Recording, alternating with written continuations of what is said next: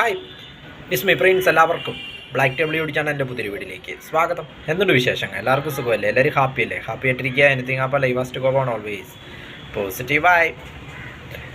അങ്ങനെ സംസ്ഥാനത്ത് കാലവർഷം എത്തി. ഇത്തവണ നേരത്തെയാണ് കാലവർഷം എത്തിയത്. അതായത് 16 വർഷങ്ങൾക്ക് ശേഷമാണ് കാലവർഷം സംസ്ഥാനത്ത് ഇത്ര നേരത്തെ എത്തുന്നുവെന്നാണ് റിപ്പോർട്ടുകൾ. അതായത് 16 വർഷം എന്ന് പറയുമ്പോൾ 2009 ഇതിനു മുമ്പ് കാലവർഷം നേരത്തെ എത്തിയത്. കാലവർഷം എത്തി മഴ തുടങ്ങിയപ്പോഴേക്കും പല നാശനഷ്ടങ്ങൾ അല്ലെങ്കിൽ കാലവർഷക്കെടുതികളൊക്കെയാണ് ഇപ്പോൾ സംസ്ഥാനത്തിൻ്റെ പല ഭാഗത്തു നിന്നും റിപ്പോർട്ട് ചെയ്യുന്നതെന്ന് പറയാം.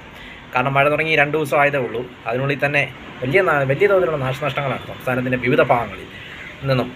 വടക്കൻ കേരളമായിക്കോട്ടെ, തെക്കൻ കേരളമായിക്കോട്ടെ, മധ്യ കേരളമായിക്കോട്ടെ, അവിടെ നിന്നുള്ള റിപ്പോർട്ടുകളൊക്കെ വരുന്നത് അപ്രകാരമാണ്. തിരുവനന്തപുരത്തൊക്കെ കനത്ത മഴയായിരുന്നു. തിരുവനന്തപുരത്ത് കനത്ത മഴയിൽ മരങ്ങൾ കടപുഴുകി വീഴുകയും അതോടൊപ്പം ഗ്രീൻഫീൽഡ് സ്റ്റേഡിയത്തിന് മേൽപ്പുര തകരുകയൊക്കെ ചെയ്തുവെന്നാണ് അവിടെയുള്ള റിപ്പോർട്ടുകൾ.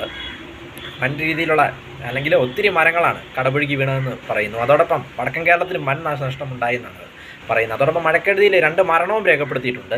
അതിലൊരെണ്ണം കോഴിക്കോട് പണി നടന്നുകൊണ്ടിരുന്ന കിണർ ഇടിഞ്ഞ് അങ്ങനെ മരണം സംഭവിച്ചതെന്നാണ് അവിടെ നിന്നുള്ള റിപ്പോർട്ടുകൾ വരുന്നത്. ഏതായാലും കാലവർഷക്കെടുതിയിൽ ഇപ്പോൾ തുടങ്ങിയതുള്ള അതോടെ 2 മരണം സംസ്ഥാനത്ത് നിന്ന് റിപ്പോർട്ട് ചെയ്തിരിക്കുന്നത്. അതോടൊപ്പം അടുത്ത 3 ദിവസത്തേക്ക് സംസ്ഥാനത്ത് അതിതീവ്ര മഴ മുന്നറിയിപ്പുമുണ്ട്.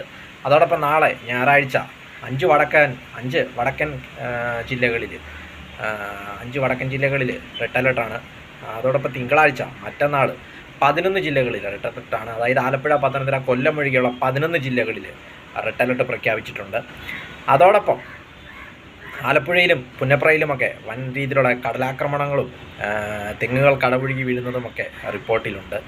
ഏതായാലും വൻ കടലാക്രമണമൊക്കെ രൂക്ഷമായതോടുകൂടി തീരദേശത്ത് താമസിക്കുന്നവർക്കും അതൊരു ഭീഷണിയായി മാറിയിരിക്കുകയാണെന്ന് പറയാം. പ്രത്യേകിച്ച് തീരദേശത്ത് താമസിക്കുന്നവർക്കും മലയോര മേഖലയിൽ താമസിക്കുന്നവർക്കുമാണ് മഴക്കാലത്ത് ഏറ്റവും കൂടുതൽ കെടുതികൾ നേരിടേണ്ടി വരിക. ഒരു ഭാഗത്ത് കടലിൻ്റെ ആക്രമണവും മറുഭാഗത്ത് മലയോര മേഖലയിൽ താമസിക്കുകയാണെങ്കിൽ അതോടൊപ്പം ഉരുൾപൊട്ടലും കാര്യങ്ങളും പ്രകൃതിക്ഷോഭവും കാര്യങ്ങളൊക്കെ ഉണ്ടാവും.